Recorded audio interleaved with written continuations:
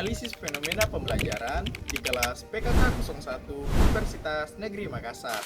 Nah, adapun alasan mengapa kami memilih observasi di kelas kami sendiri, dikarenakan kami melihat mahasiswa di kelas kami berasal dari pendidikan terakhir yang berbeda-beda. Ada yang berasal dari sekolah menengah kejuruan, sekolah menengah ke atas, dan madrasah aliyah.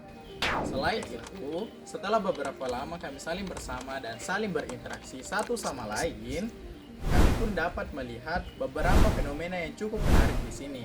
Oleh karena itu, kami memilih untuk observasi di kelas kami terlebih dahulu di lingkungan terdekat kami, sebelum nantinya kami dapat menganalisis fenomena pembelajaran yang lebih luas di tingkat selanjutnya. Dalam proses pembelajaran, kami menemukan dua fenomena utama, yaitu fenomena yang pertama, dia sangat kuat dalam praktik.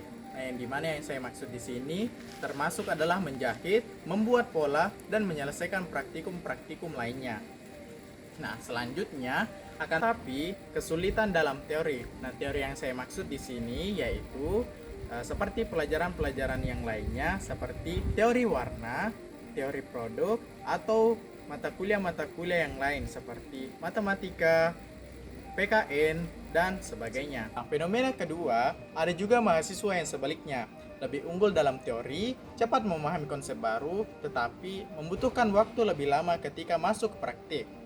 Nah, mereka lebih hati-hati saat memegang alat dan membutuhkan contoh konkret sebelum memperhatikan suatu teknik. Fenomena pertama tadi, yaitu kuat di praktik tetapi lemah di teori, berhubungan dengan teori belajar yang kita ketahui bersama, yaitu teori behavioristik.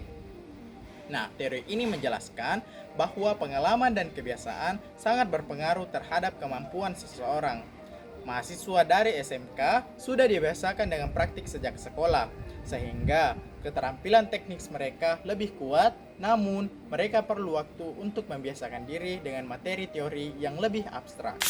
Pada fenomena kedua, kami menemukan bahwa beberapa mahasiswa lebih unggul dalam memahami teori. Saat pembelajaran berlangsung, mereka lebih menangkap penjelasan dosen, aktif mencatat, serta mampu menghubungkan materi dengan konsep yang sudah mereka ketahui sebelumnya. Namun, ketika mereka memasuki sesi praktek, mereka membutuhkan waktu yang lebih lama untuk menyesuaikan diri dengan alat, mesin, dan langkah-langkah teknik. Setelah melihat fenomena tersebut, kami menghubungkan dengan teori belajar kognitisme, khususnya teori belajar bermakna dari Ausubel. Menurut teori ini, pengetahuan awal seseorang sangat mempengaruhi bagaimana ia memahami teori baru. Mahasiswa dari SMA atau MA memiliki dasar teorisme yang cukup kuat, sehingga cepat memahami konsep abstrak. Namun karena kurangnya pengalaman praktik sebelumnya, mereka membutuhkan waktu lama lebih untuk menyesuaikan diri di praktik. Bagian yang menarik dari observasi kami adalah bagian mahasiswa yang saling berinteraksi dan membantu ketika ada teman yang kesulitan membuat pola.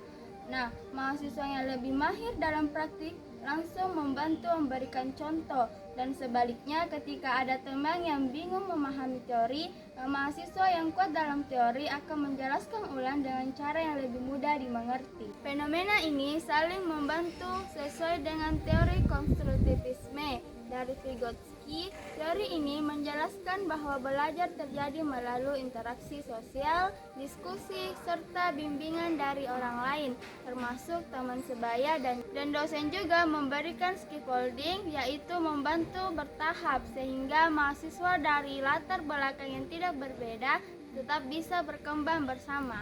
Dari observasi ini, kami menyadari bahwa perbedaan kemampuan dari teori dan praktik bukanlah kekurangan.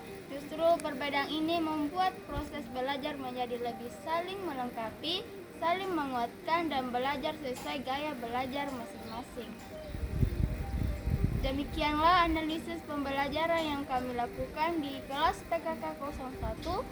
Semoga video ini dapat memberikan gambaran bagaimana teori belajar dapat digunakan untuk memahami fenomena yang nyata di kelas.